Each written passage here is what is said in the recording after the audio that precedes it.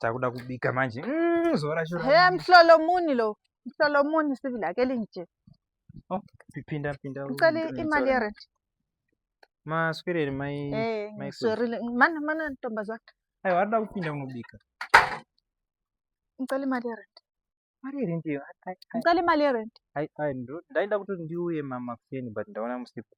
Haisati yaita mari yedu. Ayisi. Ngapha lisinto ayigroza.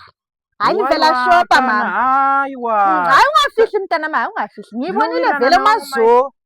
Ndovirane wangu mai vanotengesa kumusika ndova ngoti kweretesa. Atisati kana tane mari. Ngisengistupid mina. Kulo muntu akukolethisa igrocery yonke le.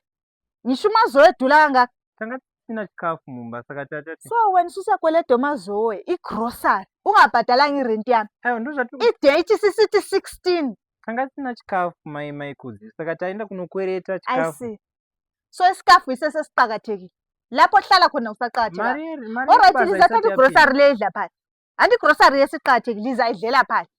Angazi lapho ngoqhathekile igrocery kumbe kulapho kuhlala khona. Ndozvati kuti ndinokupa imari yedu kana. Ngicela sibone nkazana. Ayiwa. And ulokho kuyavuka kungekho. He ayisi yes man. Ngivela kweleta. Usidla amanamnedi so. Kupantina mother utinowira nawo. Mother kuma kutora futhi grocery muri mana ngikutshelani. Into ozangiyenzela yona ukuthi uzabuya le mali yami yerent. Mina uzabuya le mali yerent. Awusoko wena ngodelelayo. Uyadelela wena awusoko uhambe ubuya le grocery ulengise so wena. Uhambe usethi ngamanamnedi yonke la. Usathenga umazo. Ungabhadalanga irent. Mawuda kujairira mai. Last time ngeke nawe mo. Ucecile ufaka amacici ngiyakutshela mdala. Wena ngiyakubona ngijwayela wena. Imi madhe makujairira saka grocery rangu mukenda naro. Awusokumbuze ngokugrocery lokho. Yenyu iri jare madhe makuti pina nemkitchen. Ubuyele mali yami kula muntu ongahamba eqhukulana lo mazoe ngabhadalanga irent.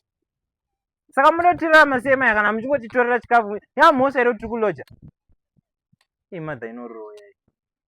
Iwo ndiwava pa saka wakuza kama yatobike. Ungaqali.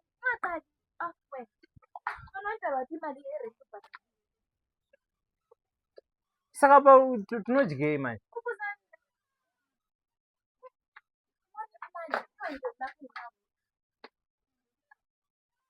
Ayo mother chindipai maspaghetti asa ayo mother musada.